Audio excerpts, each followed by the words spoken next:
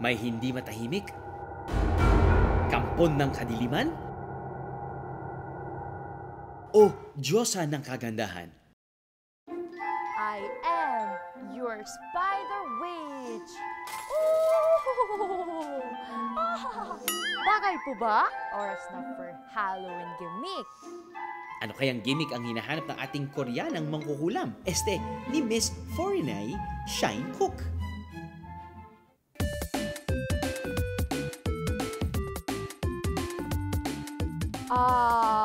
Alam nyo ba? Kahit mga nails, i-decorate pwedeng Halloween! Gusto ako po yung mga nakakatakot at bagay ang costume ko para Spider Witch! Aha! Pati mga kuko, pwedeng maki-join din sa horror look ngayong Halloween. Kukuru kuko!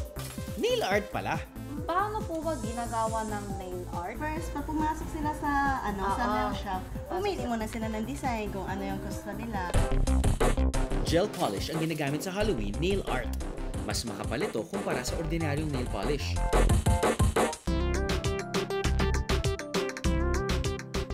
Mabilis daw matuyo ang gel polish sa ilalim ng ilaw na may light-emitting diode or LED. Kaya pala kahit pahid ng gel ay pinapasok ang mga kamay sa case na to. Aha, ganun pala yun. Wow, may mumu dito. Tingnan mo sa nail ko. Gumagamit din ng acrylic paint sa pagguhit ng design sa kuko. Pwede rin maglagay ng accessories. Ganda naman ito. Cute no, di ba? May bahay, kubo, at puno ito. Di ba?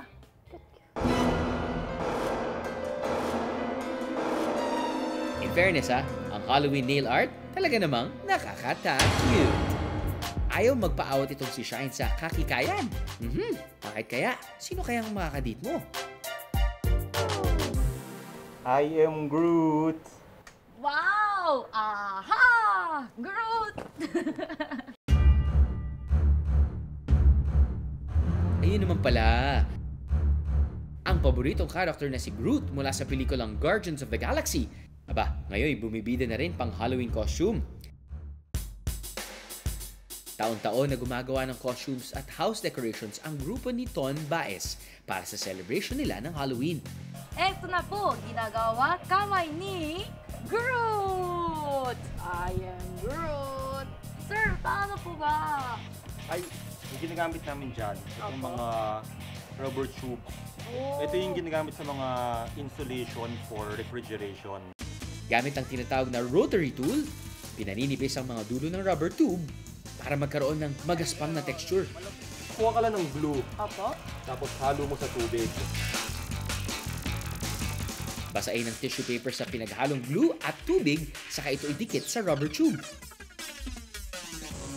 Pag tumigas yan, Oo.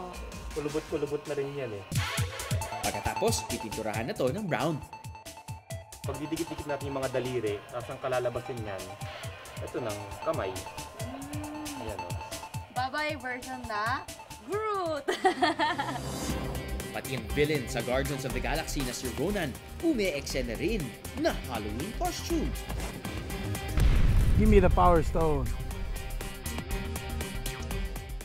Nakakatakot man o nakakatakute, kung ano-anong gimmick na ngayon ang pinagkakaabalahan para sa Halloween. Ow!